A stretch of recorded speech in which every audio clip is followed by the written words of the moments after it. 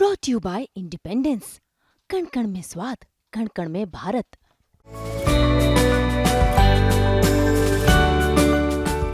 राष्ट्रवादीच्या जनसन्मान यात्रेला आज जुन्नर आणि नारायणगावच्या मधामध्ये भाजपच्या कार्यकर्त्यांनीच या यात्रेला अजित पवारांच्या उपस्थितीत काळे झेंडे दाखवलेले आहेत। या संदर्भात आपल्यासोबत बोलायला आहेत राष्ट्रवादीचे आमदार आणि प्रवक्ते अमोल मिटकरी सर, नेमकं आज महायुतीतच अशा प्रकारचा हा प्रकार समोर येतो, काय म्हणाल? अत्यंत चुकीचा आणि निंदनीय प्रकार आहे। भारतीय जनता पार्टीला जर महायुतीमध्ये एकत्र निवडणुका लढवायची इच्छा असेल तर कृपा करून त्यांनी अशा कार्यकर्त्यांना आवरावं। माझ्या माहितीप्रमाणे आशा बुचके ह्या मागच्या वेळेस आमचे विधानसभेचे जे तिथले सदस्य आहेत अतुल बेनके यांच्या विरुद्ध विधानसभा लढले होते आणि त्यानंतर महायुतीमध्ये आम्ही एकत्र आलो। पण महायुतीमध्ये एकत्र आलेले असताना अजितदादा त्या जिल्ह्याचे पालकमंत्री असताना जर त्या ताईंचे काही प्रश्न असतील तर त्यांनी स्वतः वेळ घेऊन ते सोडवायला पाहिजे। अशा प्रकारे काळे झेंडे घेणे, मुर्दाबादचे नारे लावणे आणि आपण सहपक्ष म्हणजे मित्रपक्षात आहोत हे विसरून जाणे, हे असं काय चाललंय? लोकसभेत आपल्याला जो काही लोकांनी आरसा दाखवला त्याच्यानंतर जर आपण दुरुस्त व्हायला तयार नसू तर हे भविष्य फार चांगलं नाही। म्हणून मी विनंती करतो महाराष्ट्राचे उपमुख्यमंत्र्यांना आणि भाजपचे ज्येष्ठ नेते श्री देवेंद्रजी फडणवीस साहेब यांनी तात्काळ याबाबत खुलासा करावा। महायुती एकत्र असताना अशा प्रकारे भाजपच्या लोकांनी काळे झेंडे दाखवणं, तेही एका स्त्री तिथल्या कार्यकर्त्या त्यांच्या नेतृत्वात, हे अत्यंत अशोभनीय आहे, अत्यंत चुकीचं आहे। याचं कार्यकर्ता राष्ट्रवादीचा कुठलाही समर्थन करणार नाही।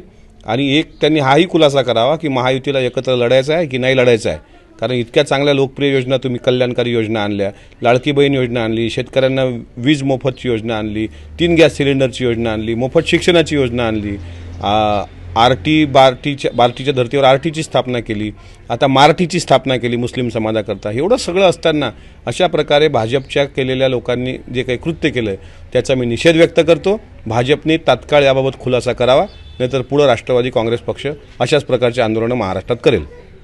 दादाची जी यात्रा आहे त्या यात्रेनं भाजपचं कुठंतरी दुखणं समोर येतं आहे का? कारण RSSच्या त्या मुखपत्रातही दादांचा मोती जो आहे तो जड भाजपला वाटायला लागला होता। नेमकं कटवाईज करण्याचं काम हे सुरू आहे का किंवा त्याची सुरुवात झालेली आहे का? एक लक्षात घेतलं पाहिजे। आता काही वेगवेगळ्या यांनी जे चॅनल्सनी किंवा वेगवेगळ्या टीमनी जो काही सर्वे बाहेर आणला त्या सर्वेमध्ये अजितदादा लोकप्रिय होत आहेत महाराष्ट्रात आणि ते तुतारीलाही जड जातं आहे, ते इतर लोकांनी जड जातं आहे। आता आम्हाला तर असं शंका आली की आमच्या मित्रपक्षालाच ते जड जातं आहे का?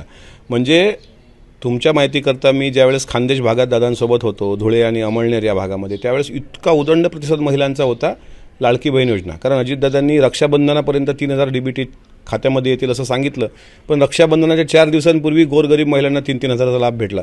याच्यामुळे दादांची असणारी लोकप्रियता याला कुठेतरी विरोध करण्याचं काम होतं आहे का याची मला शंका आहे। आणि अशा प्रकारे जर तुम्ही विरोध करत असाल तर ती लोकप्रियता सूर्यचंद्र आहे तोपर्यंत ढाळू शकत नाही।